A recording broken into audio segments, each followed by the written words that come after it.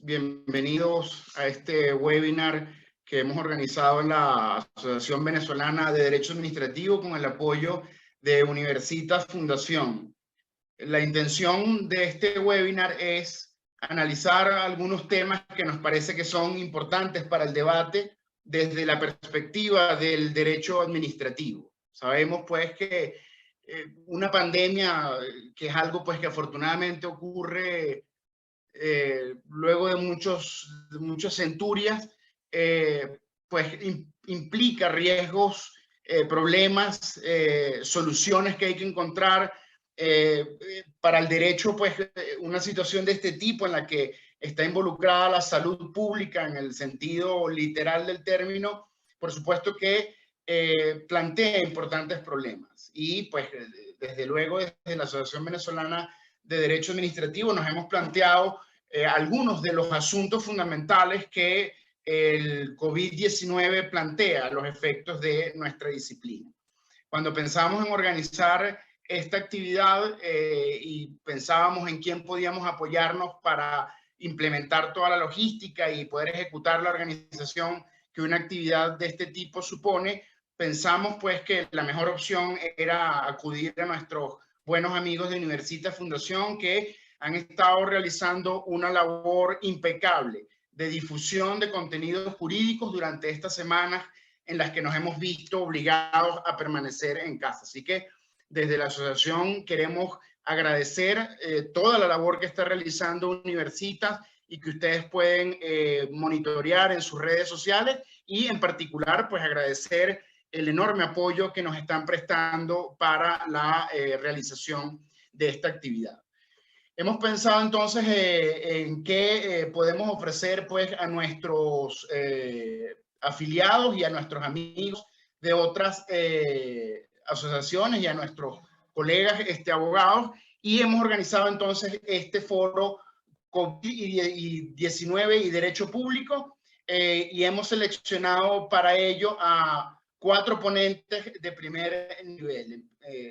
Pues en primer lugar, el profesor Julio Castro, que es conocido por prácticamente todos los venezolanos que le hacen seguimiento al tema de la pandemia. El profesor Julio Castro es médico infectólogo de la Policlínica Metropolitana, director de la Organización Médicos por la Salud, miembro de la Sociedad Venezolana de Infectología y profesor del Instituto de Medicina Tropical de la Universidad Central de Venezuela.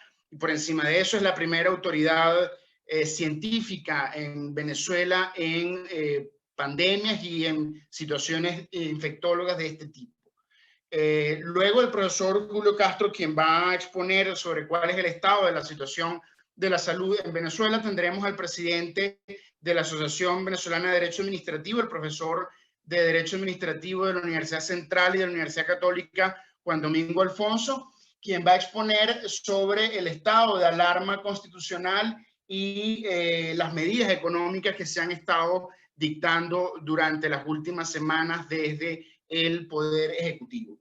Luego del profesor Alfonso tendremos la participación del profesor de Derecho Económico de la Universidad Monte Ávila, Faustino Flamarique, quien va a trabajar el tema de seguridad alimentaria en tiempos de COVID-19. Y luego del profesor Flamarique vamos a tener la intervención del profesor Miguel Mónaco, profesor de Derecho Administrativo en la Universidad Central, en la Universidad Católica Andrés Bello, y miembro de la asociación, quien va a trabajar el tema de las potestades estatales para controlar epidemias, el caso del COVID. Las intervenciones van a ser de 15 minutos en el orden en el que ha sido descrito, y luego que termine la intervención del profesor Mónaco vamos a tener 15 minutos para agrupar las preguntas que hagan los participantes del seminario, y entonces haremos una serie de preguntas que van a ser leídas por mí para los ponentes, y tendremos 15 minutos para eso. Así que la idea es que el evento dure 1 hora y cuarto, 15 minutos cada ponencia y 15 minutos para las preguntas y respuestas. Así que, de nuevo, pues gracias a los ponentes, gracias a Universitas Fundación y gracias, por supuesto, a los que han solicitado participar en este webinar. Vamos entonces a dar la palabra al profesor Julio Castro.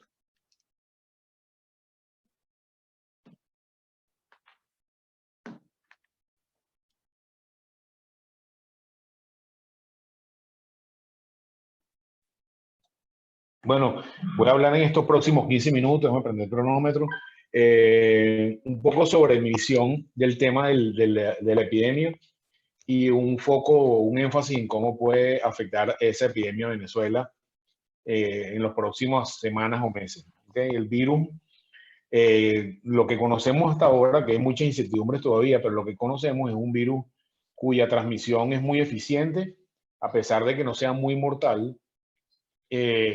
La eficiencia en la transmisión y el porcentaje de personas que se han visto afectadas desde formas asintomáticas hasta formas severas es precisamente lo que genera el impacto global que él tiene.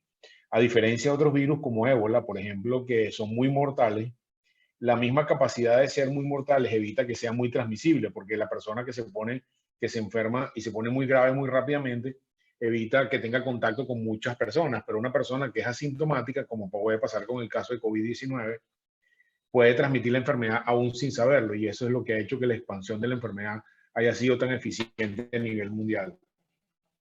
La verdad es que el virus se ha comportado de una manera que yo llamo estereotipada en el mundo entero, con algunas muy ligeras excepciones, que son básicamente países del sudeste asiático, Taiwán, Corea del Sur, Japón y Singapur.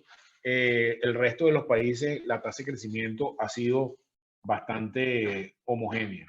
Se divide las epidemias, esto es un concepto básico, en dos mecanismos o en dos momentos de transmisión. En el primer momento hay una fase que crece lentamente, lentamente entre comillas, que es lo que nosotros llamamos la fase de crecimiento lineal. Y si ustedes ven la gráfica de Johns Hopkins, que la mayoría de la gente hoy se conecta para ver cuántos casos hay en el mundo, van a ver que hay una primera fase que es como cuando un avión va despegando. Es muy larga, bastante o relativamente plana, y posteriormente pasa a una segunda fase que es una fase de crecimiento exponencial. En la primera fase, el crecimiento, que llamamos que es un crecimiento lineal, la tasa de duplicación de casos de números totales se establece en promedio cada 2 semanas más o menos. Y después que das paso a la fase exponencial, hay una tasa de crecimiento de duplicación de casos nuevos por día de más o menos 4 o 5 días. Y eso les da una idea de la magnitud de crecimiento de la epidemia. Y creo que esto es importante para después hablar del contexto en el cual, en mi opinión, estamos en Venezuela en este momento. Como verán, o como ya ustedes saben, este virus ha impactado de manera muy severa a países con un sistema de salud muy robusto, vale decir España, Italia, Reino Unido, Francia, que son países conocidos por nosotros por tener sistemas de salud muy robustos, inclusive diferentes esquemas de administración de los servicios de salud, pero bueno, las noticias son suficientemente claras sobre eso. Creo que un elemento importante para poder entender el contexto es, tenemos que entender que la epidemia no es una sola, sino es una suma de epidemias en cada uno de los países que se ha venido produciendo a través de todo el globo terráqueo. Y uno de los primeros elementos que le digo a la gente es que no podemos comparar el momento de Venezuela hoy con el momento de China hace 3 meses. ¿Okay? Eso fue una película la película de China ya estamos en los títulos finales, y la epidemia nosotros estamos en los títulos al principio. Si tú entras a la sala de cine y ves un poco el título, no sabes si estás entrando o estás llegando. O sea, estás entrando o estás finalizando. Y un poco entender esa dinámica de la epidemia a través de todo el globo hace que uno ponga en mejor perspectiva el tema de donde estamos. Las grandes preguntas de por qué el comportamiento ha sido un poco diferente, sobre todo en el sudeste asiático del resto del mundo, y hasta ahora el concepto general de los expertos dice que obedece a que la gente del sudeste asiático utilizó dos estrategias combinadas que fueron muy eficientes. La primera de ellas, pusieron medidas de distanciamiento o de cuarentena muy temprana. Y lo segundo, que probablemente es quizás lo más importante, hicieron un número de pruebas inusitadamente alta que le permitía identificar a la mayor cantidad de personas que tenían virus. Y esas personas, una vez identificadas, fueron aisladas. La mayoría de las veces en sus casas.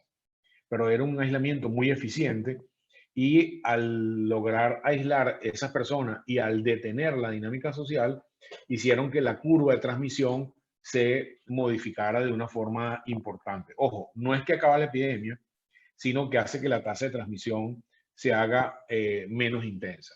Eso no lo pudieron hacer España ni Italia, Inglaterra tampoco, pero esos países asiáticos tuvieron, lo que se sabe hasta ahora es que tuvieron esas dos estrategias. Obviamente, la dimensión de los países juega un papel importante, no es lo mismo tener control sobre un país que tiene de repente 5 o 6 millones de habitantes contra un país que tiene 2.000 millones de habitantes. Las dimensiones de los estados hacen cierta diferencia, pero creemos que eso es el elemento fundamental. Hasta ahora, en el mundo entero, como habrán visto, la estrategia dominante es tratar de hacer lo que se llama el aplanamiento de la curva, que todo el mundo un poco le pone un nombre diferente, pero básicamente tú lo que tratas de hacer es que el crecimiento de los casos a través de diferentes estrategias, tú lo haces un poco menos empinado y tratas de acoplar la cantidad de casos que llegan a los hospitales para hacerlo manejable por tu sistema de salud. Entonces, hay una negociación o hay un trade-off entre el nivel de casos y tu capacidad operativa real de su sistema de salud, y eso hace que evitas que te desborde, o sea, que el agua pasa por el sí del dique y empiece a desbordarse, que es lo que vimos que pasó en Italia. Ese aplanamiento de la curva, por supuesto, ustedes entenderán, tiene elementos diferentes de cuál es la capacidad real de cada uno de los países. Entonces, los países que tienen mucho más capacidad, como por ejemplo Inglaterra y Alemania, bueno, no se ven sobrepasados en términos de su capacidad operativa, en particular de unidades de emergencia y camas de terapia intensiva. Y los otros países sí se vieron superados, pero todo tiene que ver con cuántas unidades tienes tú disponibles en base a la población que va a ser afectada. Entonces, eso es una variable muy relativa que opera en esos dos sentidos. Lo otro importante de destacar es que estos elementos que tienen que ver con el impacto de la comunidad generan un impacto secundario más allá del impacto estrictamente sanitario, o sea, no solamente los muertos, las personas que van a los hospitales, cuántos requieren medicamentos, sino como ustedes ya han visto, la epidemia produjo un impacto social, antropológico, económico brutal en el mundo, y yo me atrevería a decir que si nos ha tocado vivir algo complejo en la historia de nuestras vidas, va a ser la epidemia, en términos del impacto que esto va a tener. O sea, ya a estas alturas el impacto en términos de fallecidos es mucho más que el 11 de septiembre.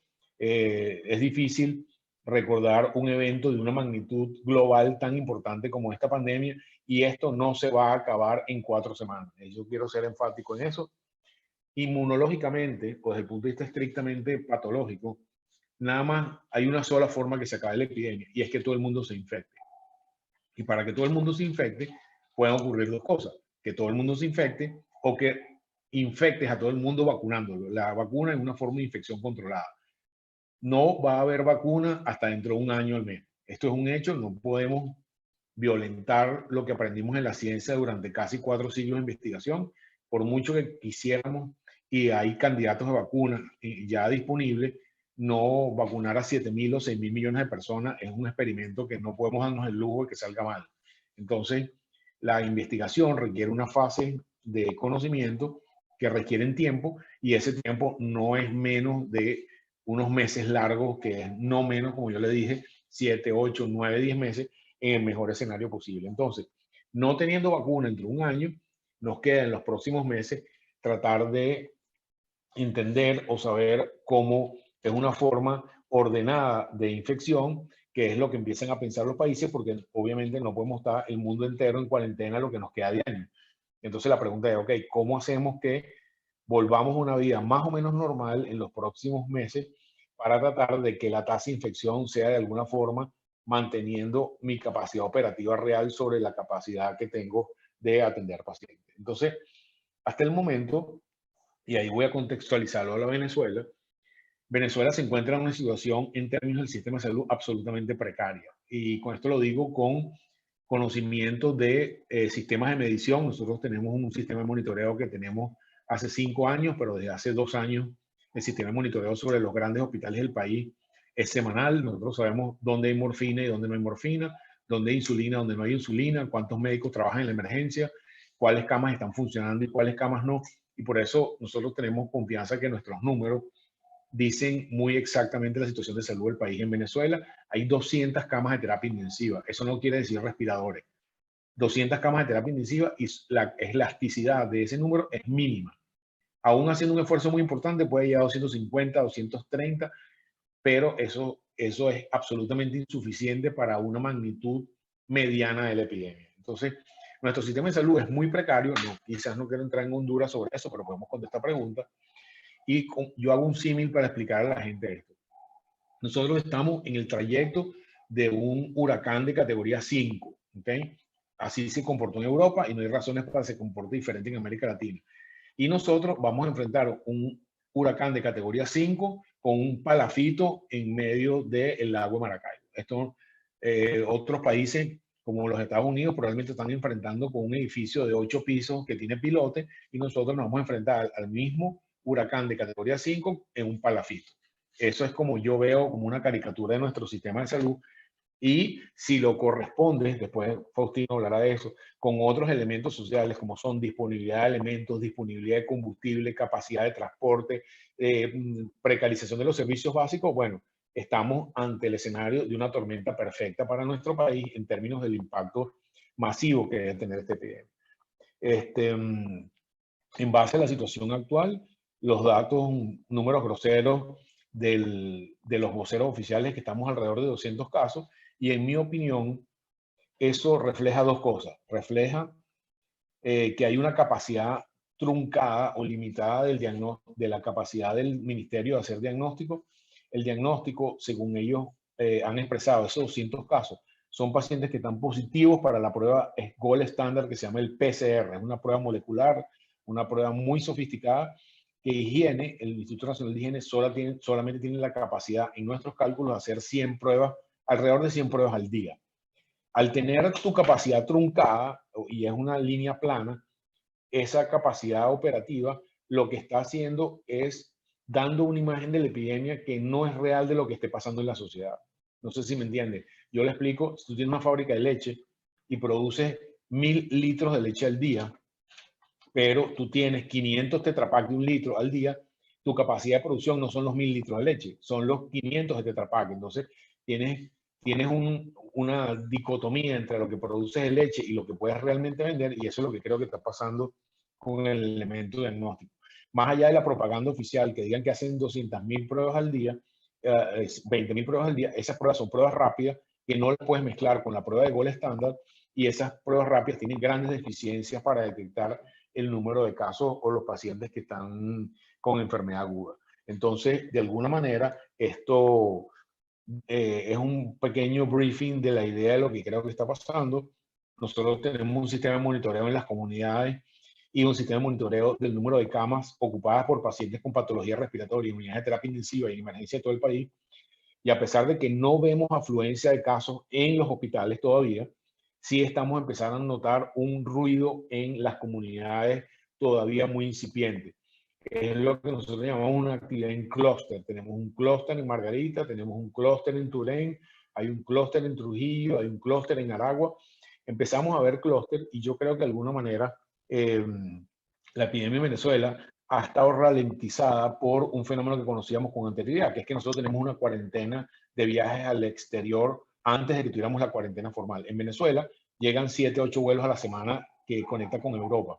En el mismo ciclo, o sea, en una semana Panamá recibe 75 vuelos y 7 de ellos directos con China. Entonces, el influjo de virus que pudiera llegar al país estaba ralentizado por la cuarentena previa que teníamos de vuelos internacionales.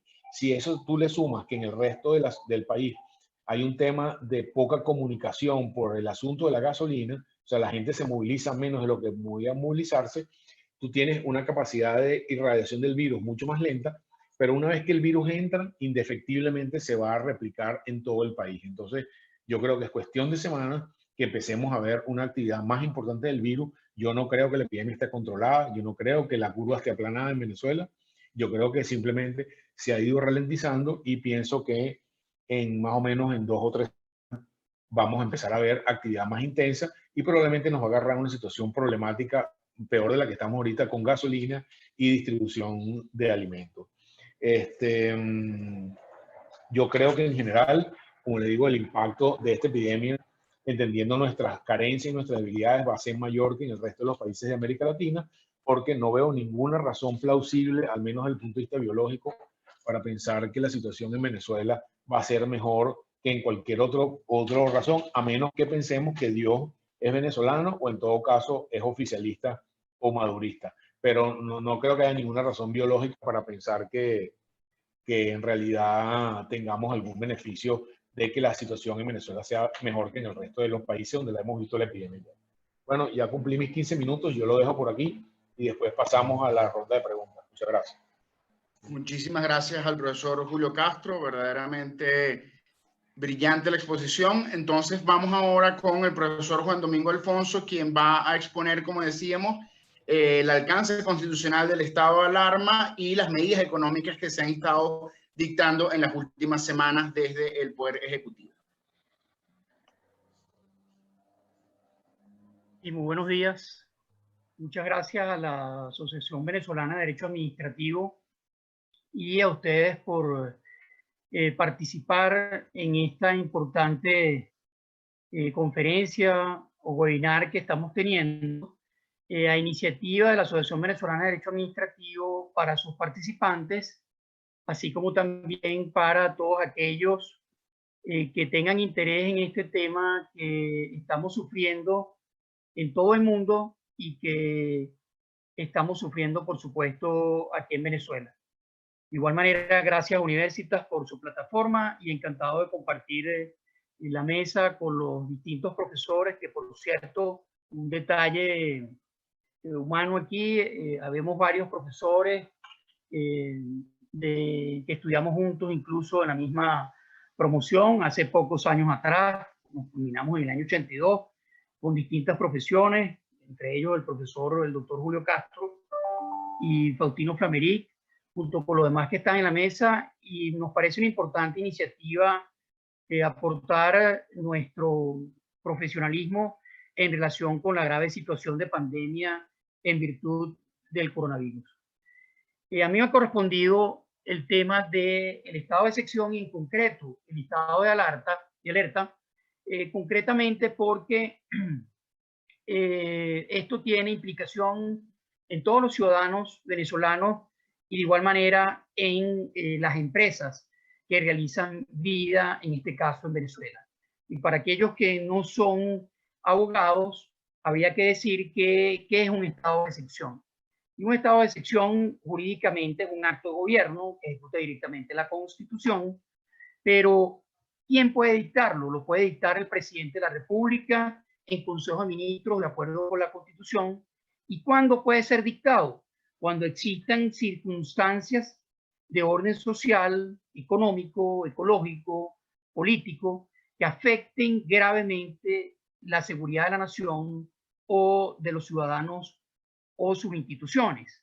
Y es un poco lo que está pasando con una de las modalidades específicamente de el estado de alerta, el estado de excepción de alerta, que está afectando gravemente a la seguridad en materia de salud a los venezolanos. ¿Y qué efectos tiene?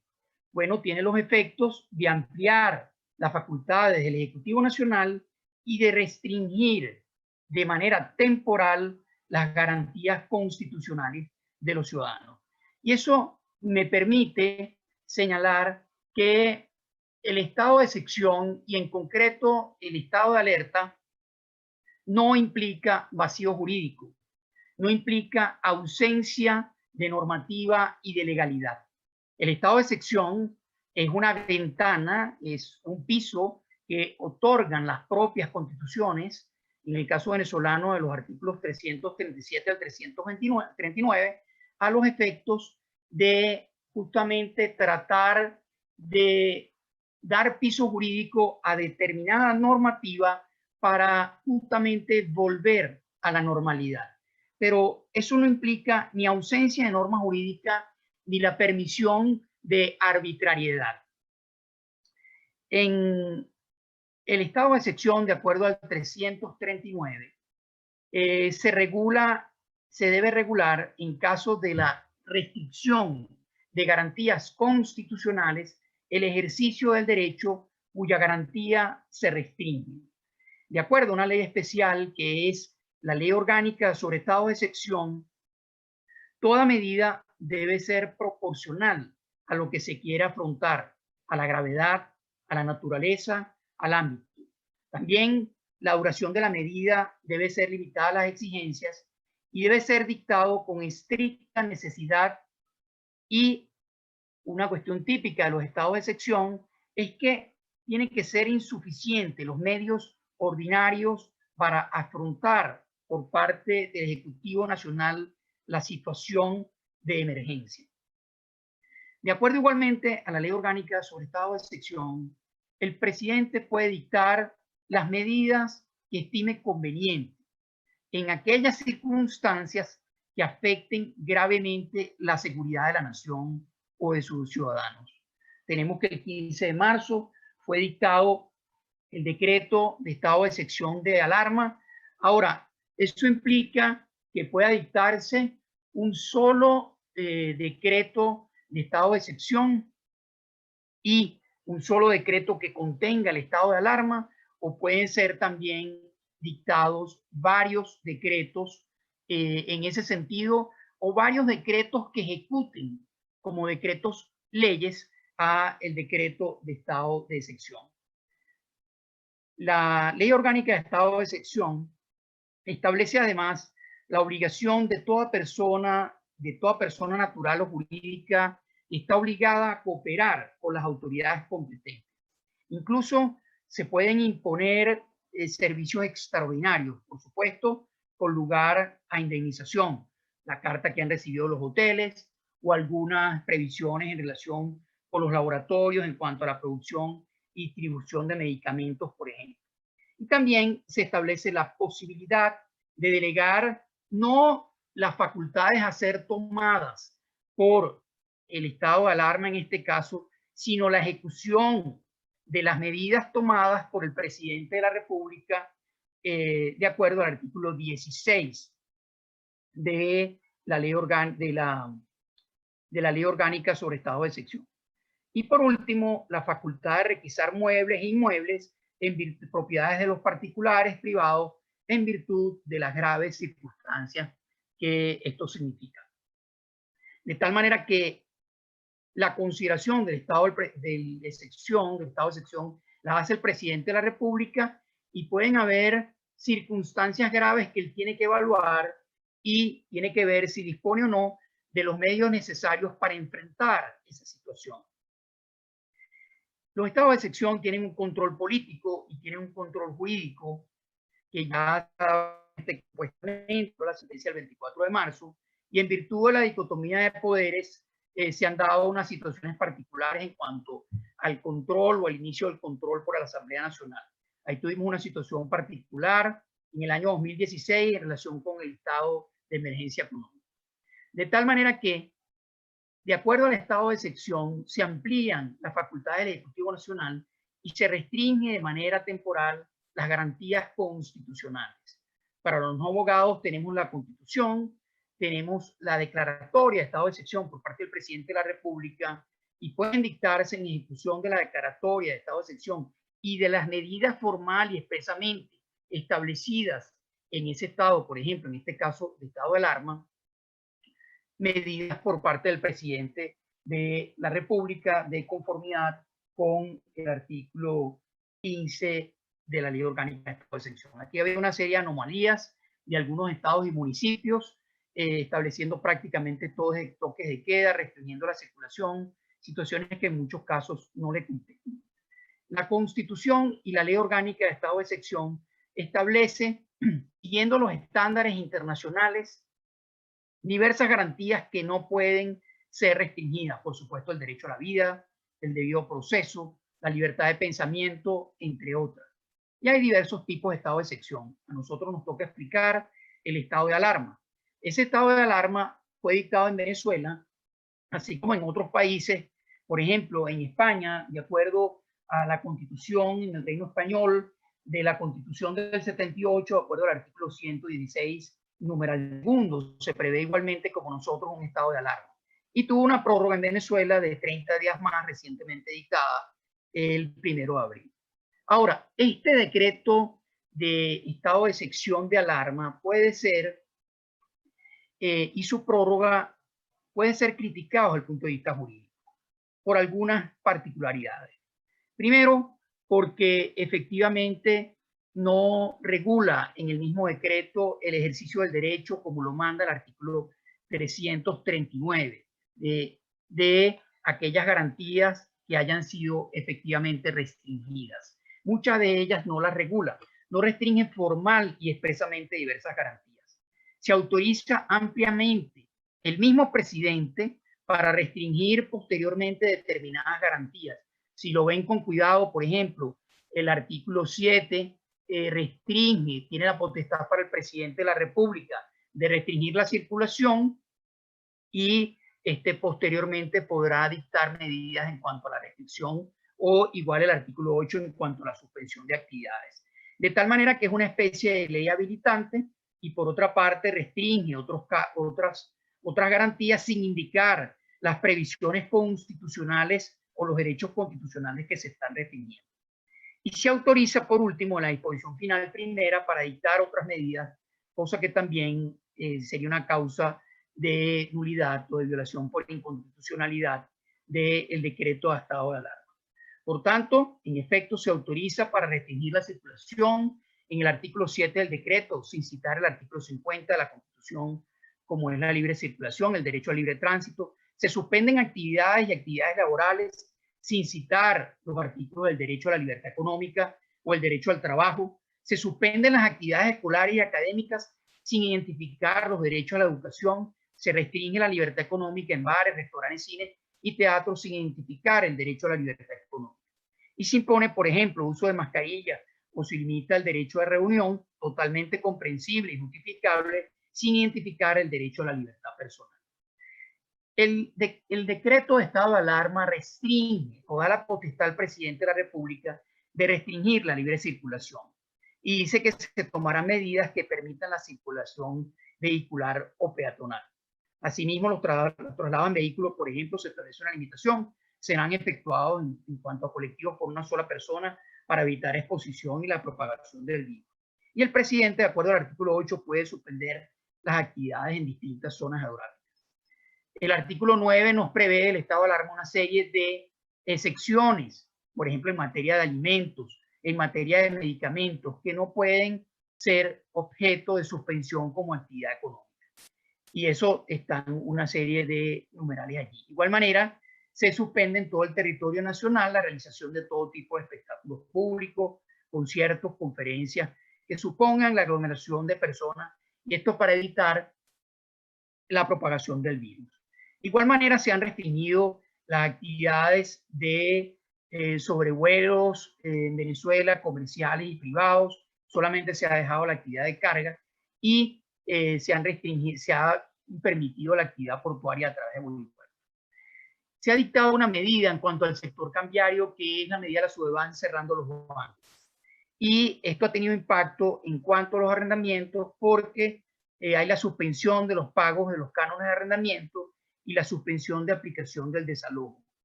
Ahora aquí hay una cuestión muy importante que se ha planteado, el tema de la fuerza mayor. La fuerza mayor es cuando la relación jurídica entre acreedor y deudor o en una actividad se exime al deudor por una causa no extraña no imputable al deudor y por tanto se destruye esa relación jurídica. Hay una causa que exime la obligación. Esto es importantísimo en cuanto al estado de excepción, porque la disposición final sexta del decreto de estado de alarma parece implicar, según algunos, una suspensión ope legis de todos los procedimientos administrativos, incluso los procedimientos administrativos de contenido tributario. Allí tienen la suspensión, lo que establece la disposición final sexta, que es la suspensión o interrupción de dichos procedimientos como consecuencia de las medidas de suspensión de actividades o las restricciones a la circulación que fueron dictadas, y no podrá ser considerada causa imputable al interesado, pero tampoco podrá ser imputada la mora. De tal manera que, según algunos, implica una suspensión de todos los procedimientos administrativos de pleno derecho, pero también puede ser alegado por las personas el hecho del príncipe, la imposibilidad absoluta, además de la fuerza mayor, del cumplimiento de una obligación. Como les digo, esto afecta la normal relación de causalidad entre la conducta del deudor y el daño ocasionado. Y por tanto, Aquí, por ejemplo, desde el punto de vista tributario, desde el punto de vista de la relación jurídica tributaria, se ha señalado que hay eximente en las obligaciones tributarias. Si usted no pudo declarar, si usted no pudo pagar, si usted es contribuyente especial y no pudo realizar el pago de la obligación tributaria porque usted solamente tiene cuentas en bancos privados, está el artículo 85.3 del Código Orgánico Tributario que exime de la responsabilidad tributaria. Esto también se puede extender a la suspensión temporal de las labores en materia laboral, que establece el artículo 71, literal I, en cuanto a la fuerza mayor o caso fortuito como causa justificadora de la suspensión de la relación laboral. Y es extensible también a otras obligaciones que tengan las personas y las empresas civiles o mercantiles de acuerdo al 1271 del Código Civil.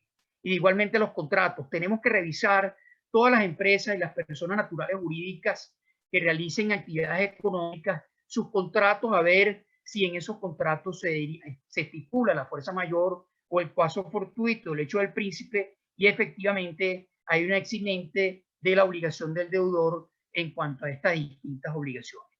De tal manera que la fuerza mayor se requiere que el hecho haga imposible totalmente el cumplimiento, sea imprevisible, sea irresistible y no sea atribuible a conducta de omisión culposa.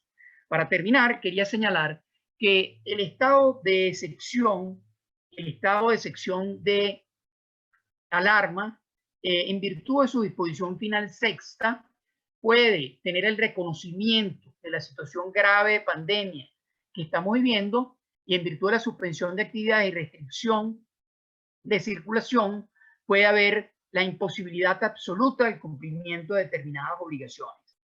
Pero esto también puede ser derivado del hecho del príncipe.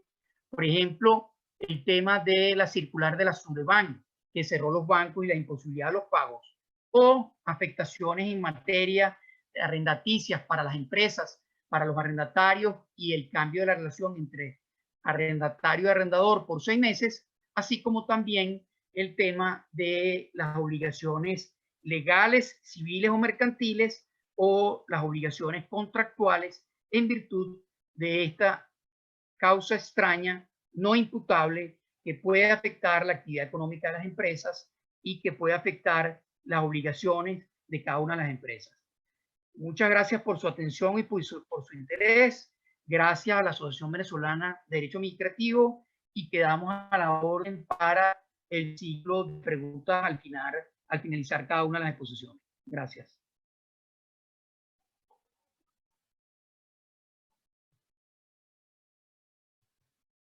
Muchas gracias al profesor Juan Domingo Alfonso, quien es el presidente de la Asociación Venezolana de Derecho Administrativo, por esta exposición general sobre los aspectos constitucionales y legales que supone el estado de alarma decretado por el Ejecutivo Nacional. Ahora vamos a descender a temas sectoriales y en primer lugar vamos entonces, como decíamos, a tener la intervención del profesor Flamarique sobre el impacto del COVID-19 en el suministro de alimentos desde el punto de vista de la regulación de este sector de la actividad económica.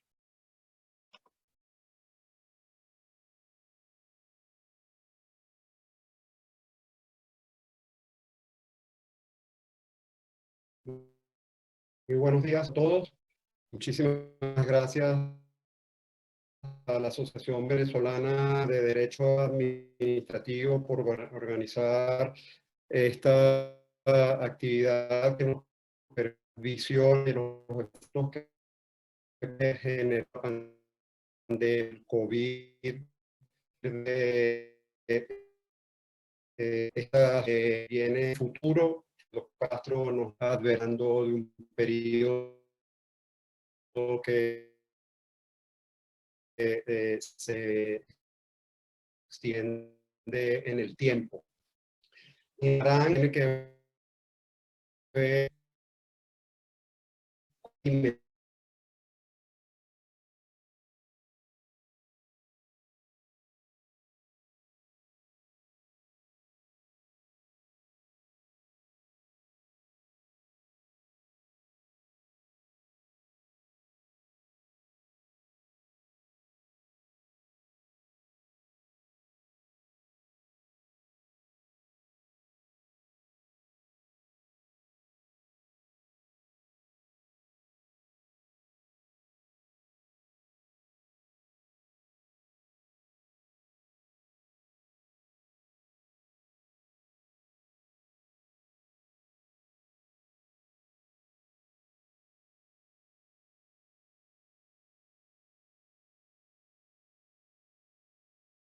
Estamos teniendo algún problema de conexión con el profesor Flamarique, pero me parece que ya está de nuevo por compartir su lámina y continuar su exposición. Vamos a esperar un minuto.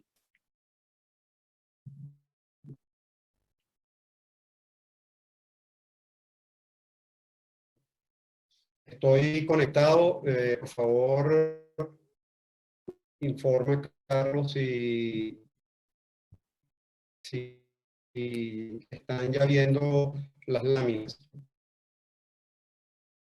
Sí, Faustino, el tema es que la conexión se entrecorta. Yo no sé si más bien es conveniente que hagas tu exposición sin el video y en consecuencia sin mostrar las láminas para que al menos te podamos escuchar.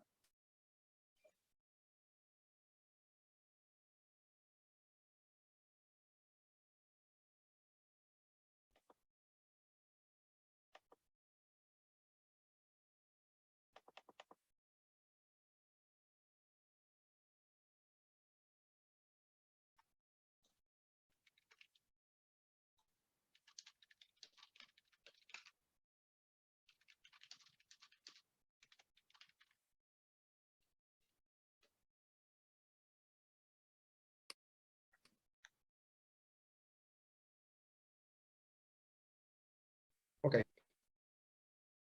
Sí, con las...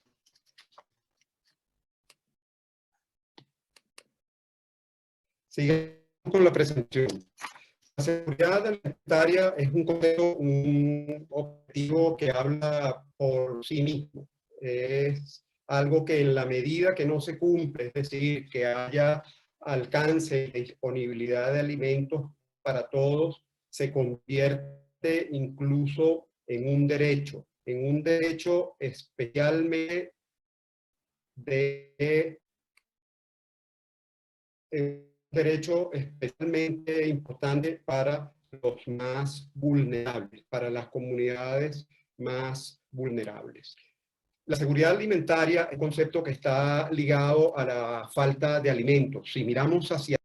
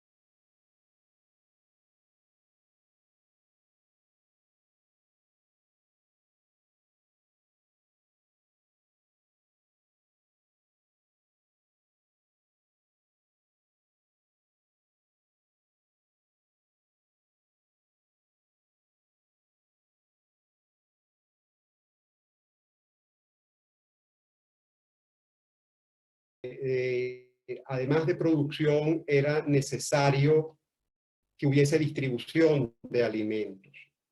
Se hizo también patente la relevancia e importancia de los sectores culturales regionales y de las y costumbres artísticas de cada uno de los pueblos.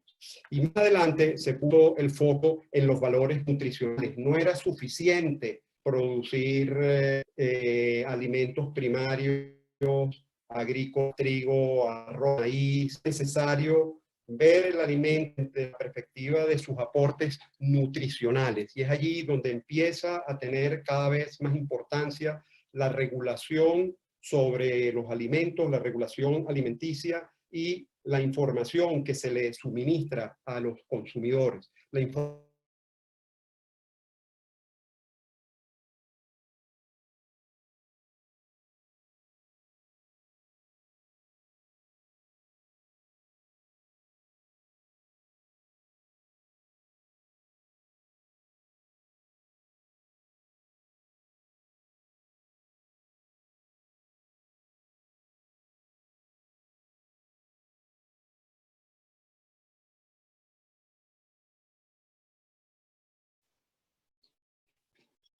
Continúo.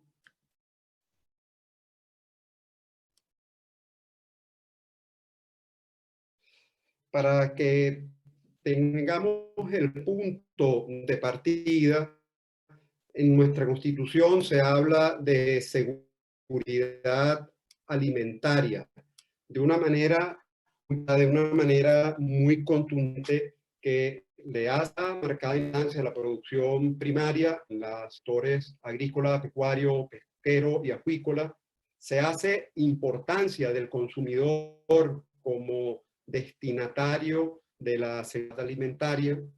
No se hace relevante referencia a cómo debe ser la participación del Estado en la seguridad alimentaria, en la medida que expresamente lo que obliga a la Constitución del Estado a dictar medidas de orden financiero, comercial, transferencia tecnológica, infraestructura y otras que fueran necesarias para lograr niveles estratégicos de autoabastecimiento. Es decir, es un anhelo de todos los países de tener la producción que se consume sin tener que depender necesariamente de las importaciones.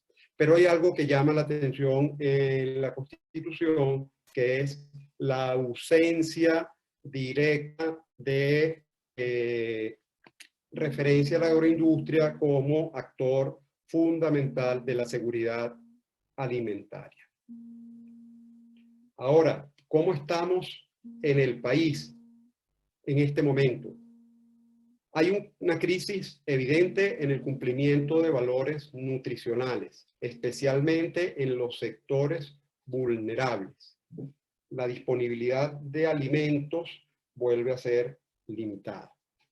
Es verdad que hay unos esfuerzos de suministro directo de alimentos.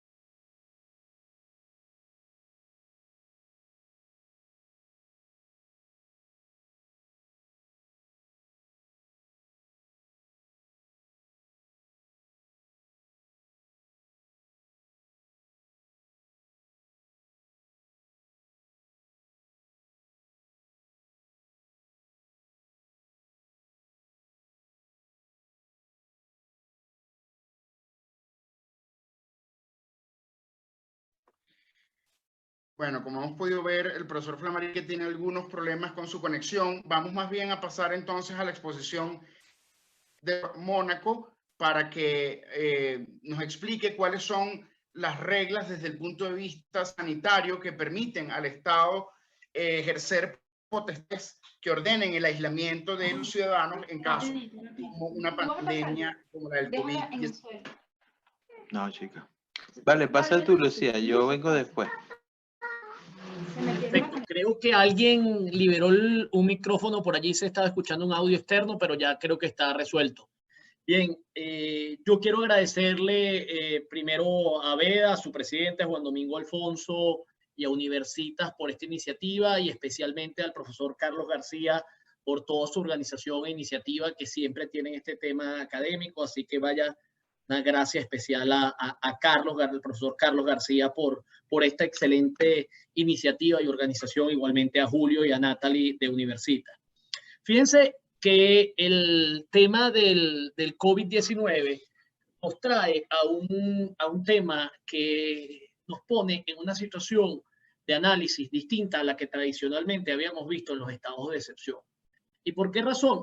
Hace algún tiempo, tanto en España comenzó la idea o las llamadas arcas de Noé, es decir, el colocar a pacientes que se encuentren infectados o a personas sospechosas de estar infectadas en áreas de aislamiento a los fines de evitar que el contagio continuara propagándose de este virus que, como dijo el profesor Julio Castro, tiene unas características especiales que además hace que su contagio sea mucho más fácil, y como hemos podido conocer a través de los medios públicos.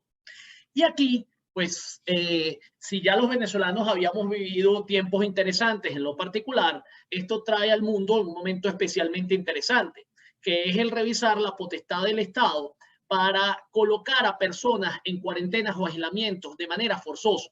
No me refiero a los casos en los cuales usted voluntariamente pues quiera someterse a una cuarentena, bien sea en su hogar o en un centro hospitalario, sino aquí estamos hablando de la potestad del Estado para forzosamente a personas que se encuentren sospechosas de estar infectadas o incluso infectadas, a colocarlas en zonas de aislamiento. ¿Por qué? Porque aquí se encuentra en un balance el derecho a la libertad personal, que tradicionalmente, para que introduzcamos el tema, se parte de la base que solo mediante una orden judicial, bien sea que usted sea encontrado en flagrancia, caso en lo cual tiene que ser presentado posteriormente ante un tribunal, o en caso de que se presuma que usted ha cometido un delito, a través de una orden judicial para prevenir la posibilidad de fuga, pues usted es que podía ser arrestado o detenido. Fíjense que estos temas tienen mucho interés. De hecho, en el pasado, por ejemplo, durante la Segunda Guerra Mundial, las personas por tener origen japonés fueron colocados en los campos de concentración que Estados Unidos hacía. Y era por labores netamente preventivas, por su origen nipón en ese caso. Obviamente luego se habló de la inconstitucionalidad de esas medidas, pero eso sucedió. Es decir, fíjense que está el tema, hay dos balances, y esto es sumamente interesante, que es el balance que se encuentra en el derecho a la libertad personal con el balance al derecho a la salud y a la vida de las personas que pudieran ser infectadas. Y esto nos trae un tema interesantísimo de los estados de excepción, que es recordar que el estado de excepción, su fundamento verdadero es el estado de necesidad. ¿Por qué? Porque como decía el profesor Juan Domingo Alfonso, y dice el 337 de la Constitución, usted no tiene facultades ordinarias para manejar la crisis que está ocurriendo. Y aquí yo quiero comenzar por recordar algo, que cuando se habla de estados de excepción es importante tener una distinción entre garantía y derecho.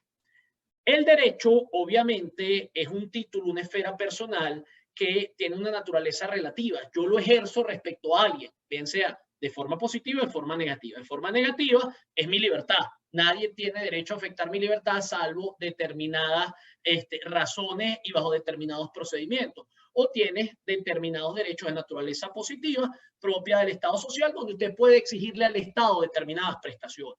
Mientras que las garantías son esferas de protección a esos derechos. Y los estados de excepción en Venezuela hablan de restricciones de garantías.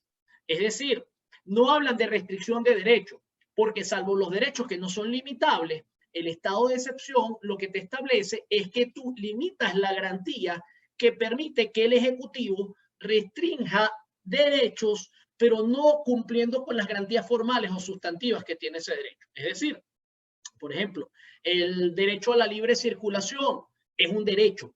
Lo que se restringe es la garantía del derecho, que es que por ley o por una causa justificada, ese derecho de libre circulación pueda ser regulado, sino solo por ley. Entonces, el estado de excepción se dicta el decreto de estado de alarma, como yo he explicado anteriormente en otra charla, y cuando usted restringe la garantía de la legalidad del derecho a libertad de tránsito, entonces el presidente, por decretos posteriores de rango reglamentario, va a limitar su derecho a la libertad de circulación. Fíjense que esa es la concepción clásica, además del derecho venezolano, sobre lo que es un estado de excepción. Entonces, cuando se decretó el estado de alarma, lo que el presidente está diciendo es, yo por decretos, es decir, actos reglamentarios, voy a restringir derechos que usualmente solo podía ser mediante, o debía ser, para usar el término correcto, mediante la ley. Vamos a ver que aquí hay dos elementos importantes que se han puesto de manifiesto con esta pandemia especialmente. El primero es demostrar que durante los estados de excepción se han venido restringiendo derechos de forma absoluta, y solo para adelantarlo es el caso al derecho a la reunión pública. El derecho a reunirse de forma pública y asamblearia ha sido restringido de forma absoluta. Ahí fíjense que este elemento en el cual se dice que la restricción no puede llegar al núcleo esencial del derecho, durante el estado de excepción hemos visto que ha llegado una restricción, por cierto, en todos los países del mundo. el artículo 53 de nuestra Constitución, que te establece que todos tenemos derecho a reunión pública en los términos establecidos en la ley, en este momento ha sido suspendido de forma absoluta, por causa justificada. Pero lo que quiero traer, lo primero a colación, es que ese elemento en el cual creemos que en los estados de excepción solo se restringe la garantía que regula el derecho, a veces lleva a sostener que hay ciertos derechos que van a ser suspendidos incluso de forma absoluta. Y esto es volver a ciertos elementos clásicos de los estados de excepción, porque insisto mucho, el estado de excepción, su fundamento es el estado de necesidad, en el cual hay dos valores en juego y se sacrifica uno por otro.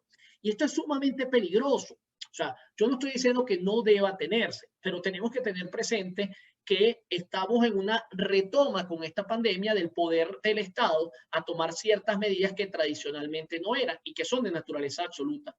Y tan esto es un tema que ha tenido una revisión en el derecho de forma importante, que no solo hablo de los debates de Carl Schmitt con Walter Benjamin o de Carl Schmitt con Hans Kelsen sobre los estados de excepción en Alemania, sino que producto de la posguerra existen constituciones como la italiana que no te prevé el estado de excepción, porque está claro que en los estados de excepción hay un peligro que el derecho, el estado de derecho, el derecho pierde aplicación aunque está vigente y el Estado comienza a tener un poder mayor. Y esto es lo peligroso y lo que tenemos que siempre ver de los estados de excepción.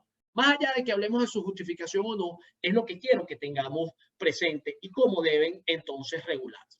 Y entonces, en nuestro tema, que es la potestad del Estado para establecer cuarentenas obligatorias fuera del hogar, lo primero que hay que recordar es que el 337 de la Constitución venezolana te establece una serie de derechos que son intocables.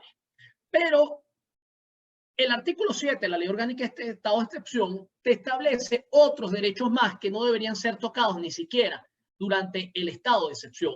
Y ese artículo 7 establece como un derecho que no puede ser restringido ni siquiera durante los estados de excepción, es el derecho a la libertad personal. Y fíjense que de cara a una cuarentena obligatoria fuera del hogar, en el cual un individuo es tomado y puesto obligatoriamente en esa cuarentena forzosa, está obviamente restringiendo la libertad personal de la persona y además, en esos términos generales que en este momento lo estoy planteando, ya vamos a especificar un poco más, lo estás haciendo sin ni siquiera una orden judicial. Entonces, fíjense lo gravoso lo que estamos hablando de estas cuarentenas obligatorias en los términos que estoy hablando. Yo creo que un aspecto importante de cara a la regulación de lo que es la potestad del Estado para ordenar cuarentenas es que yo distinguiría que hay dos tipos o dos valores en juego. Y aquí quiero recordar una perspectiva de un profesor de la Universidad de Harvard, que es Lawrence Thrive, en el cual dice que cuando tú hablas de restricción de derechos, la manera correcta científica de plantearlo es desde la perspectiva de la persona que se le restringe el derecho, porque es el que acudiría a un órgano jurisdiccional, judicial, obviamente a reclamar que ese derecho no le fue restringido de una forma que no fue válida. Y en ese caso, yo creo que habría dos elementos en juego respecto a este tipo de cuarentena. La cuarentena de quien llega al país o ingresa al país, por los medios hemos escuchado que, por ejemplo, aún existen unos vuelos internacionales, que es la ruta Caracas-Toluca, por ejemplo, por citar algunas de las que entiendo están aún, y que esas personas son sometidas a una cuarentena que entiendo que el sitio de cuarentena es Los Caracas. Planteémonos el supuesto en general. En ese caso pudiéramos estar hablando que más que una restricción al derecho a libertad, es un derecho a la libertad de tránsito, establecida en el artículo 50 de la Constitución, en la medida que a usted se le establece como requisito previo para circular por el país es el permanecer en una cuarentena antes de decir. Fíjense que allí es temporal al derecho a la libertad de tránsito en la medida que hasta que usted no sea sometido a los exámenes correspondientes y a la supervisión correspondiente y al periodo en el cual epidemiológicamente pues se considera que usted no representa un peligro de contagio, pues usted va a circular. Fíjense que en este caso la restricción es porque usted está accediendo voluntariamente a venir al país y se le dice antes que usted entre al país, usted tendrá que cumplir con unos requisitos para poder circular, que es el demostrar que usted no representa una libertad de contagio en ese caso. Y lo mismo pudiera suceder, en mi criterio, cuando usted es sospechoso de estar infectado o está infectado, y de acuerdo al decreto de estado de alarma, pues se le pudiera obligar a permanecer en su hogar antes de circular. Es decir, usted está libre de estar en su hogar, si bien hay una restricción obviamente a su libertad, pero más desde el punto de la libertad de tránsito. Permanezca en su hogar y usted no podrá circular sin cumplir ciertos requisitos. Insisto que de todas maneras toca el derecho a la libertad, pero la perspectiva fundamental es que al menos en esos casos existe un impedimento al libre tránsito en la medida que usted puede representar un riesgo de contagio. Pero vamos al caso extremo. ¿Tendría el Estado el poder o la potestad por razones de salud, por razones sanitarias, para ordenar que usted fuese tomado de su hogar, detenido, y llevado, o estuviera en la calle y se sospechara su contagio, y fuese llevado a un sitio especialmente designado, aislado, en contra de su voluntad, para evitar que esté? Planteémonos los dos casos. El caso en que la persona no quiere voluntariamente hacerlo, imaginémonos, pues obviamente si alguien no reclama este derecho, se llama a las personas que estén, que sospechen su contagio, que vayan a este centro en el cual serán tratados y mantenidos. Ese es un primer aspecto que al menos no estaría reclamando el derecho. Aquí no estamos planteando el derecho de la persona que no quiere. Imaginemos que la persona dice, no, yo permanezco en mi hogar, yo tengo los recursos y yo permanezco. Y el Estado dice, no. En estos casos de pandemia, y planteémonos incluso casos de pandemias que pudieran ser más virulentas que la que estamos pasando. ¿Tendría el Estado la potestad de aislar a esas personas en zonas para evitar el contagio? Es lo que me estoy planteando. Lo primero es que hay que recordar es que el derecho a no ser sometido a exámenes médicos en la Constitución venezolana, que está en el artículo 46.3, cualquier persona tiene derecho a no ser sometido a exámenes médicos sin su consentimiento, pero la Constitución dice, salvo los casos establecidos en la ley. Entonces, lo primero es que al menos en Venezuela no existe hoy ninguna ley que yo conozca para casos de pandemia, que en la cual el Estado tuviera la potestad de obligar a la persona a hacerse el examen en contra de su consentimiento. No conozco, probablemente el profesor Castro nos podrá aclarar, habría que revisar la ley de ejercicio de la medicina y la ley orgánica de salud, podríamos revisarla con un poco más detalle, pero lo primero es que al menos en la Constitución venezolana, en el artículo 46.3, aparece como un derecho limitable el derecho de las personas a no someterse a examen. Segundo aspecto es que el no allanamiento del hogar, que está establecido en el artículo 47.3 de la Constitución, el artículo 47 establece sí la posibilidad de visitas sanitarias previo aviso. Es decir, una persona debería permitir el acceso a su hogar si es una visita sanitaria. Un dato interesante, tiene que ser una visita sanitaria. No es que se aparece un organismo de seguridad del Estado sin ningún médico y me dicen que eso es una visita sanitaria. Pero las visitas sanitarias están establecidas como obligatorias e incluso con carácter administrativo en el artículo 47 de la Constitución. Entonces, fíjense estos dos aspectos interesantes por ese lado. Pero por otra parte, en Venezuela no existe la potestad estatal para detenciones de tipo administrativo. Es decir, en Venezuela es absolutamente inconstitucional que una persona sea administrativamente arrestada. El arresto administrativo no existe. Ya bajo la Constitución del 61, con la vieja ley de vagos y maleantes, ya se había declarado la inconstitucionalidad. Y además, el artículo 44.1 de la Constitución te establece que salvo casos de flagrancia o orden judicial, pues usted no puede ser detenido y confinado en un lugar. Entonces, fíjense que al menos bajo la Constitución venezolana y la Ley Orgánica de Estado de Excepción, este elemento o esta potestad estatal para establecer cuarentenas obligatorias fuera del hogar y en sitios designados por personas infectadas o sospechosas de estar infectadas no existiría. Y esto nos lleva a la pregunta y además un detalle interesante, que es que la única forma en este momento en Venezuela que esos sitios pudieran ser establecidos de forma obligatoria es que la persona estuviese cometiendo un delito. Y aquí hay que recordar que la Ley Orgánica de Estado de Excepción ni ninguna norma en Venezuela te establece la obligación, te establece algún tipo de delito por desacatar esas órdenes durante estado de excepción de forma especial. Es decir, esos niveles de colaboración que ya establecía o que ya señalaba el profesor Juan Domingo Alfonso, que están establecidos en la Ley Orgánica de Estado de Excepción, no existe, no está tipificada alguna consecuencia jurídica de no acatarla de forma específica durante estados de excepción.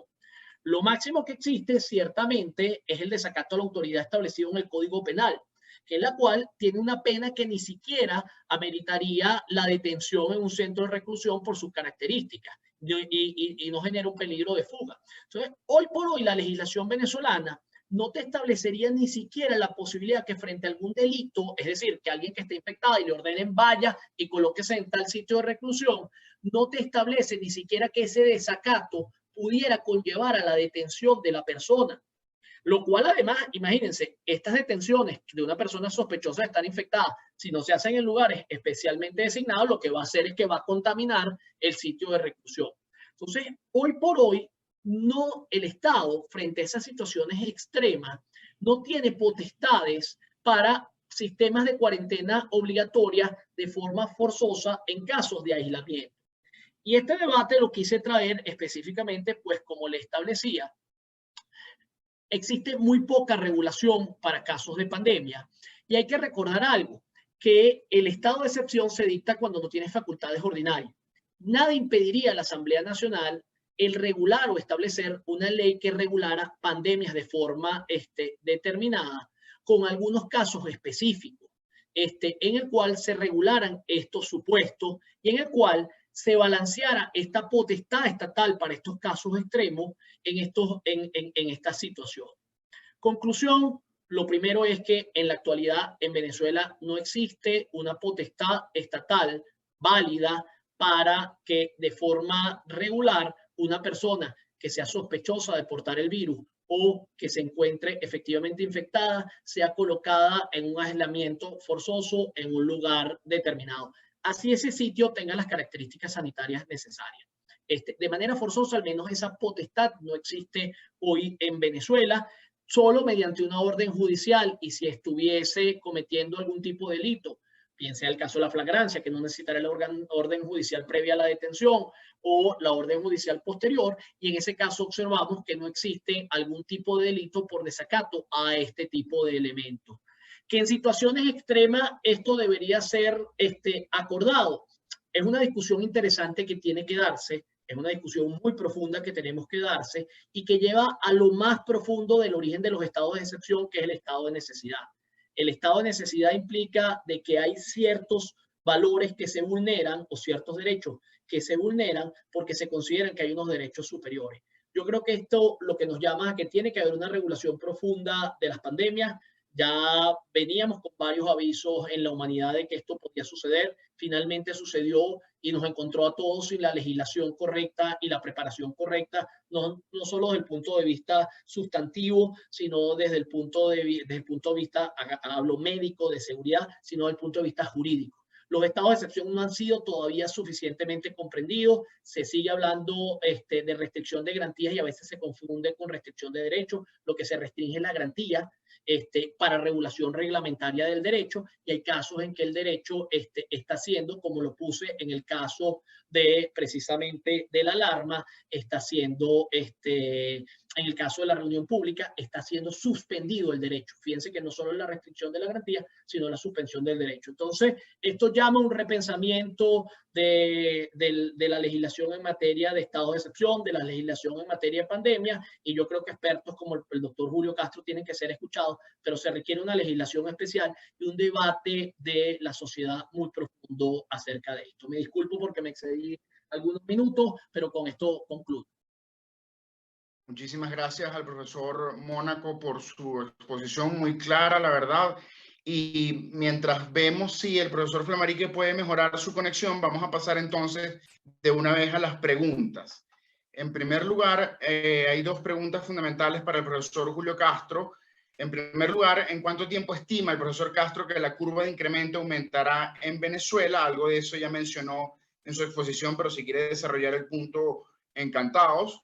Y luego otra persona pregunta qué sucede con las personas que son asintomáticas, es decir, si va a haber un control sanitario sobre las personas asintomáticas, porque según dice esta persona, en el estado Lara recientemente se descubrió una persona que tenía el virus, pero era asintomática. Así que si el profesor Julio Castro puede exponer sobre esas dos dudas, encantados.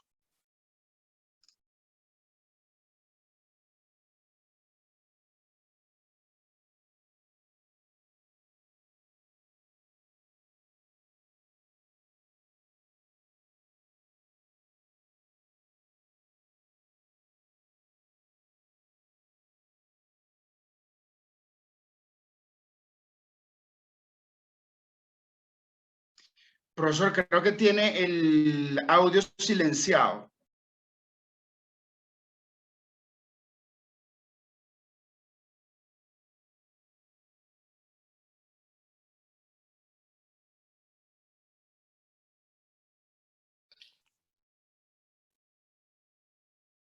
¿Me escuchan?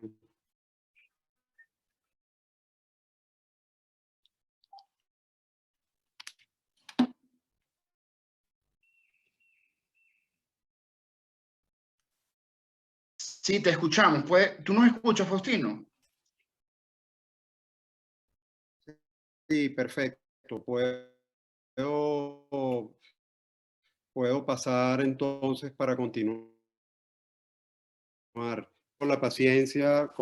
Bueno, esto significa volver a uno u otro cuando estas conexiones fallan. Nathalie le va a coláminas y les decía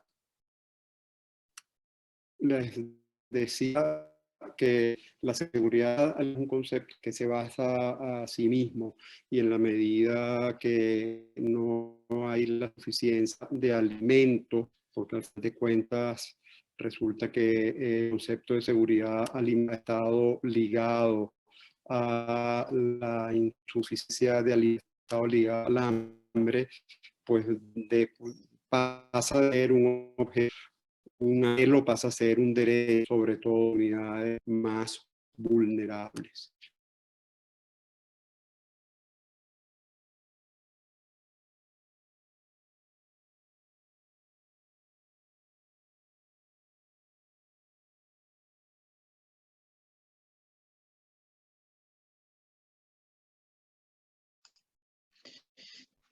Faustino, seguimos teniendo problemas con tu audio. Vamos a ver si podemos lograr que el profesor Castro pueda contestar las preguntas que hicieron algunos participantes.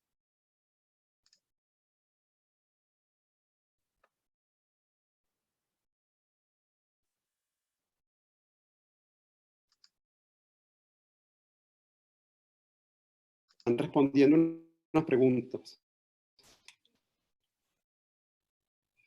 Bueno, perdonen de nuevo y hagamos este último esfuerzo para ver si es posible terminar, y si no, siéntanse en libertad de continuar con las preguntas y respuestas.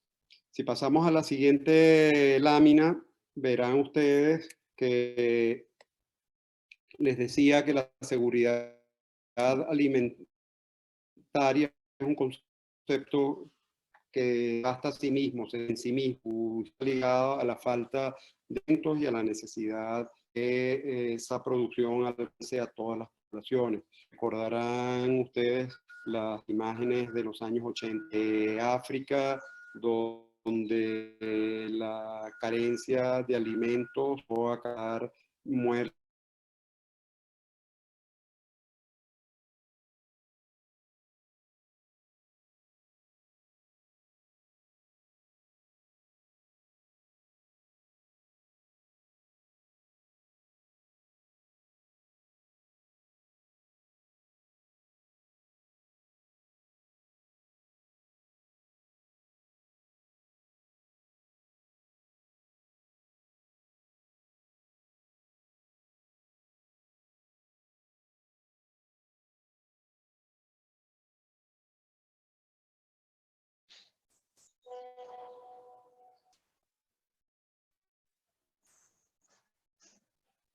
Ok, entonces vamos con el doctor Julio Castro, que ya tiene audio de nuevo.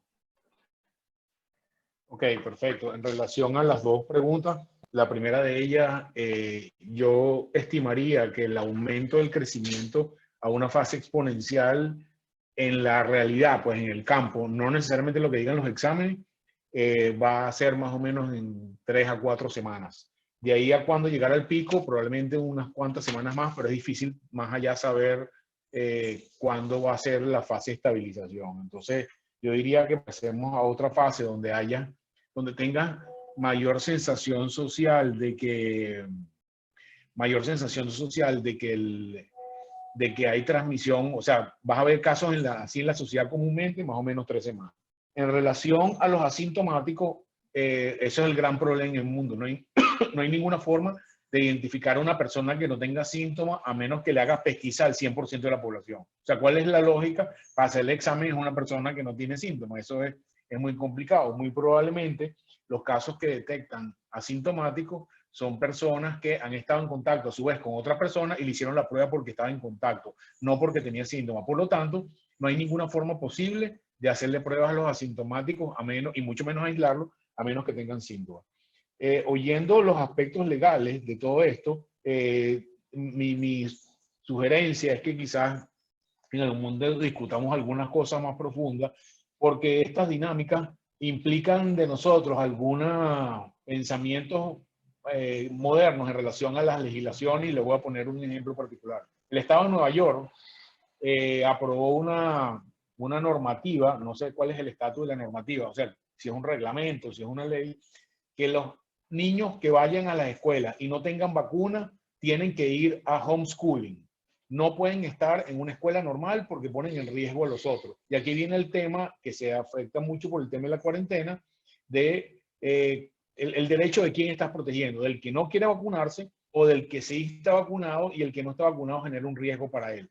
Hay un tema ahí que hay alguna nueva legislación que valdría la pena ver sobre eso porque implica derechos de unos o derechos de muchos o derechos de pocos. Otro aspecto que quisiera comentar es el tema de algunas definiciones.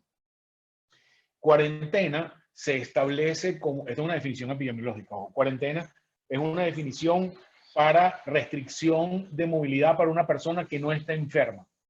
Y aislamiento es una restricción de movilidad para una persona que es un paciente. Tiene una definición médica encima de ella. Son cosas un poco diferentes, pero son definiciones epidemiológicas que hay que tener en cuenta para los aspectos normativos.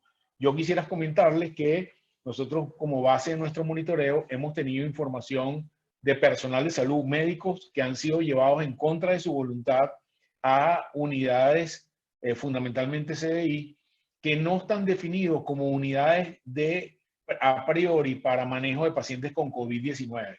El gobierno sacó una lista donde hay 46 hospitales centinelas, que ellos los llamaron, y en teoría esos son los hospitales a donde van a derivar los pacientes sospechosos o con enfermedad por COVID-19. Y hemos encontrado que un número importante de personas, una vez que son sospechosos o que tienen una prueba rápida positiva, son llevados en contra de su voluntad, de alguna manera coercitiva, a estos centros que no están definidos para atender pacientes con COVID, y además de eso, les restringen su comunicación, le quitan el teléfono, por ejemplo. ¿Okay? Yo creo que esto es algo, yo no sé mucho de derecho, pero me parece que es algo que está un poco, es un overruling del tema de yo entiendo que una persona que está en cuarentena porque tiene una condición infecciosa o pueda tenerla, pero de ahí a que le quite su capacidad de comunicación con el mundo exterior, no tiene una lógica, al menos epidemiológica, no sé si tiene una lógica legislativa detrás de eso, pero es algo que después me gustaría hablar con algunos de ustedes para ver cómo lo enfocamos, porque para mí, y esto es una hipótesis mía, una interpretación, la movilización de estos pacientes sospechosos o con prueba rápida positiva a centros de mucho menos visibilidad como los CDI tiene un solo foco, que es tratar de esconder el número de casos reales que está pasando, y no tiene una lógica epidemiológica. Si eso tiene una lógica epidemiológica, manda a esos pacientes a los sitios donde tú predefiniste que son para atender, porque hay la gente experimentada, tiene los métodos de control, tiene los métodos de barrera pertinentes, y no llevarlos a unos CDI que no tienen ni la preparación técnica y para mí podría tener una visualización de que tiene un viso restrictivo de alguna manera. El mismo hecho de la encuesta a través del sistema Patria, porque lo han nombrado en las cadenas, para mí tiene un elemento discriminatorio. ¿ok? Si usted va a pesquisar de alguna manera posibles casos a través de un sistema, hágalo a través del número de cédula, o hágalo a través del CNE, o hágalo a través de un sistema que no discrimine unos venezolanos que tienen una afiliación política y otros venezolanos que no tienen afiliación política. Todo esto en el marco de utilizar formas de discriminación política para tener accesibilidad o tener una puerta de acceso a los sistemas de salud de los venezolanos. Y con esto termino.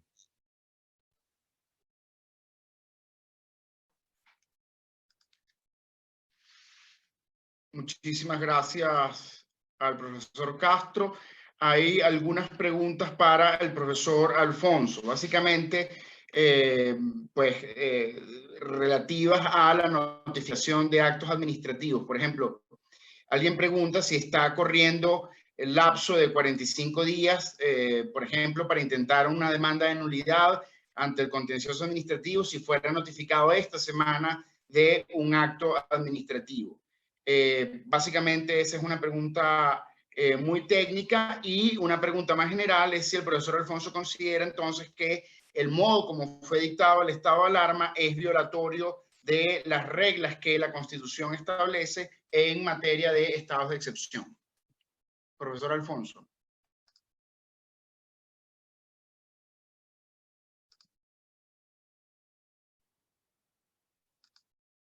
Creo que hay que activar el audio del profesor Alfonso.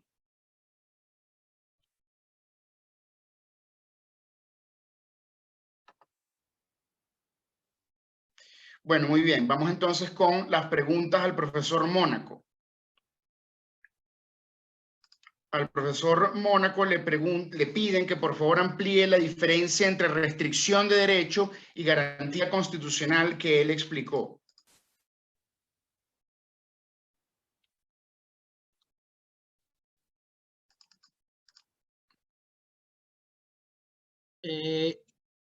No me permite, ahora sí, antes no me permitía mute. Bien, hay dos elementos. El primero, salvo determinados derechos constitucionales, la mayoría de los derechos pueden estar sujetos a restricciones por justa causa y mediante ley. Es un derecho constitucional. Los derechos constitucionales, en su gran mayoría, pueden tener limitaciones. La libertad de tránsito puede tener limitación, libertad de expresión puede tener limitación, libertad económica puede tener válidamente limitación, en la medida que sea mediante una ley y que respete las garantías sustantivas y que el derecho existe. Hay derechos que son, que no pueden estar sujetos a restricción alguna, y esto tiene que ver con precisamente lo que señalaba el doctor Julio Castro. Precisamente la incomunicación es un derecho que no tiene restricción alguna. De hecho, el 337 de la Constitución expresamente establece que no debe ser restringido ni siquiera en estados de excepción. Entonces, esa persona que, más allá de que además forzosamente, como ya expliqué, no debe ser colocado, y además agradezco al doctor Castro la distinción y que estoy aprendiendo hoy entre cuarentena para el sospechoso de estar infectado o aislamiento para quien esté infectado.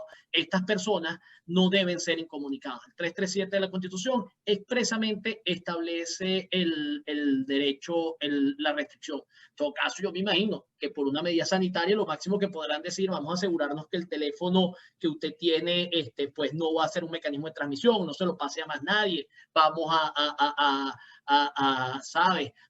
limpiarlo de forma tal de que no pueda ser un elemento de contaminación, pero no es restringible, y la incomunicación no debe existir bajo ningún concepto. Entonces, ahí está la diferencia.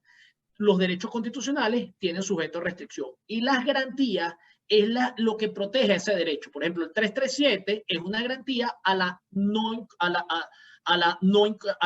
derecho a la no incomunicación, y es una garantía absoluta, es decir, no hay forma de que esa garantía es una garantía inviolable. Y hay otras garantías que flexibilizan, que dicen usted puede restringir determinados derechos, como la libertad de tránsito, pero tiene que ser por ley y sin que sea de forma absoluta. Por ejemplo, en el caso de la libertad de tránsito, se te tiene que dar una alternativa de tránsito en algún momento, o la restricción tiene que ser temporal. Esta vía está cerrada temporalmente, pero tiene que ser temporal. Entonces, esa es la distinción. En nuestro derecho, los estados de excepción, lo que restringe es la garantía, clásicamente es lo que se ha dicho. Entonces, usted elimina la garantía de la reserva legal y por eso es que el presidente pasa a regular por reglamentos cosas que solo podrían válidamente ser por ley. Sin embargo, yo insisto que este mito hay que revisarlo, o este elemento que está establecido en la Constitución, o hay que analizarlo, porque en el caso del artículo 50, que es el derecho a la reunión pública, ha sido suspendido, no restringido completamente, y ha sido hecho universalmente. Entonces, a eso es a lo que me refiero, que tendría que ser revisado.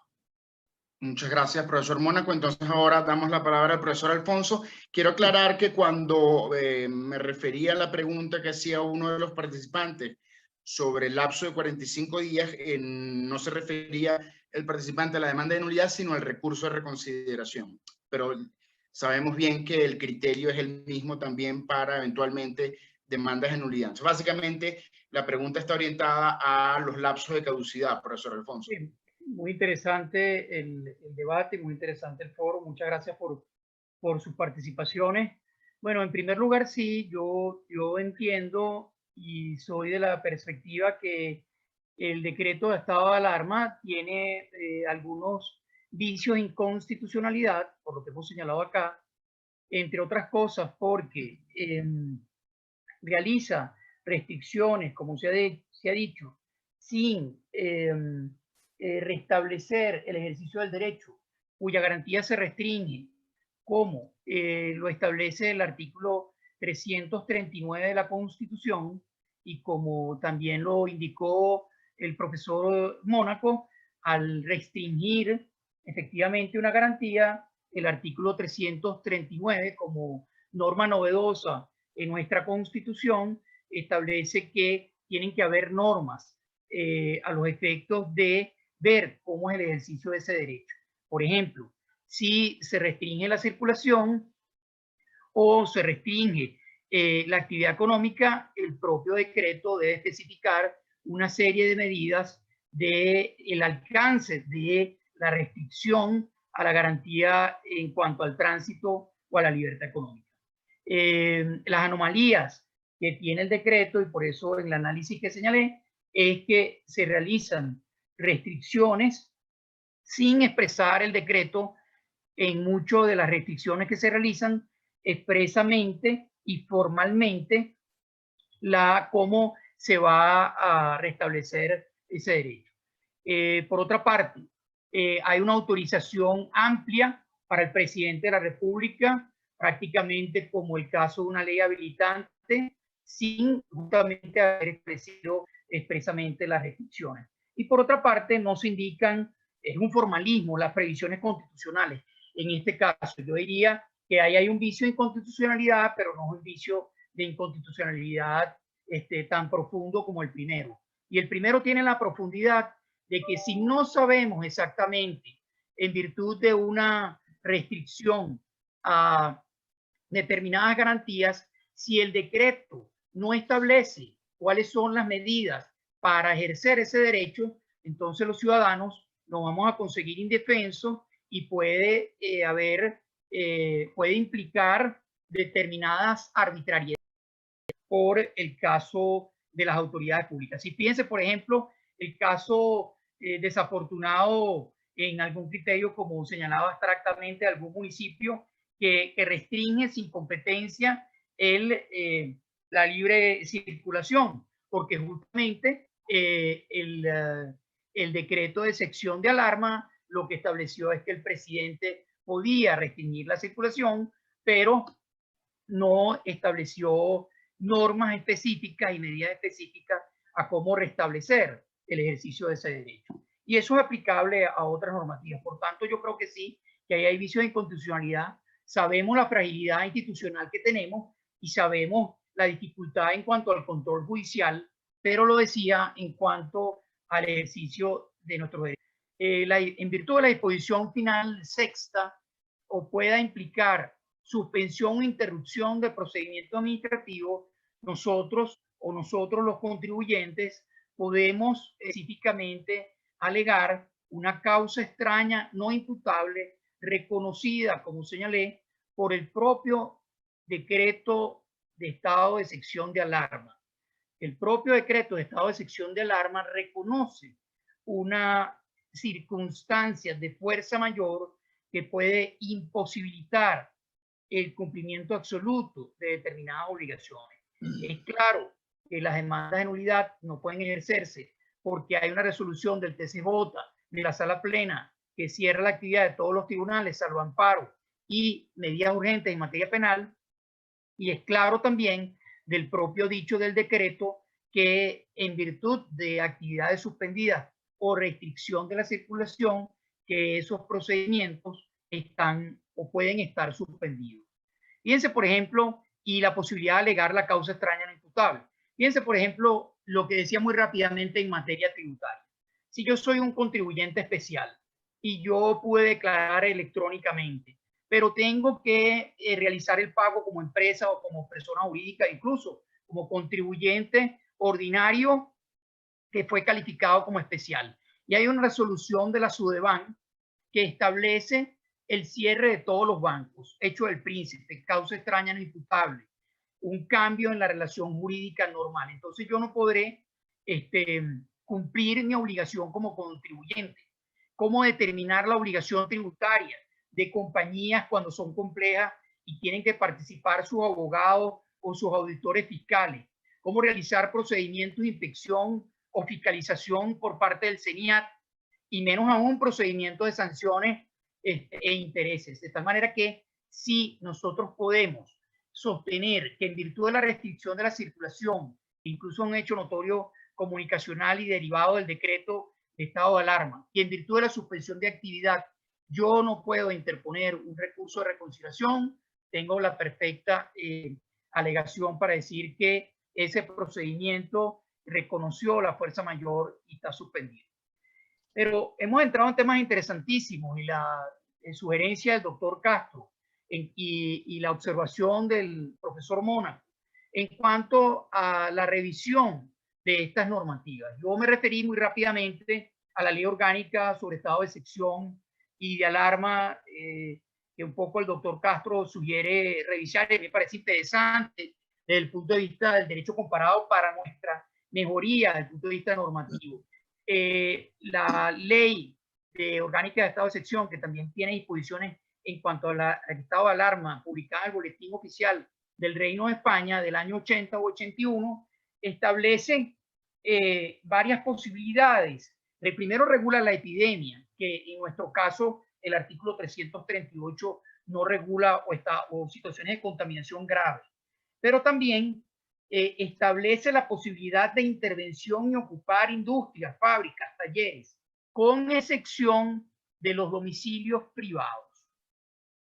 Entonces allí cabe lo que estaba diciendo perfectamente el profesor Mónaco, cabe la advertencia del doctor Castro en cuanto al examen de nuestras legislaciones y la diferencia que nos señaló y en nuestro proceso. Yo en este momento me estaba recordando cuando estudiaba en la universidad los casos del SIDA, donde hubo algunas intervenciones administrativas del Ministerio de Salud. Estoy refiriéndome a casos del año 85 en relación a algunas personas. Pero si hay la posibilidad de propagación y de extensión del virus, y si la persona está infectada, por supuesto tiene que haber una orden judicial y por supuesto también tenemos que revisar nuestra legislación, como sugería el doctor Castro y como sugería, como señalaba el profesor Mónaco, en cuanto a establecer normas más modernas en ese sentido. En nuestro caso tiene que haber, por los momentos, la intervención de un juez para que, creo que en virtud del interés general y en virtud del derecho de todos los ciudadanos, pues determinadas medidas se tomen. Es un tema sumamente complejo. Traigo el caso de la excepción del domicilio privado realizado en la legislación española, y por otra parte es muy importante. Aquí en Venezuela se ha dado y se ha dado en otros países, por ejemplo, como en el Estado español. Cuando hay una contención de derechos, cuando hay un conflicto de derechos, por ejemplo, el derecho a la salud. Fíjense, particularmente, fíjense lo que me pasó en estos días. Teníamos un amparo y pues se da el amparo y se decreta el estado de excepción. Y pues un poco la decisión es que no puede haber la audiencia constitucional y no puede darse el derecho a la defensa y el debido proceso del particular por la posibilidad o la potencialidad de la propagación del virus.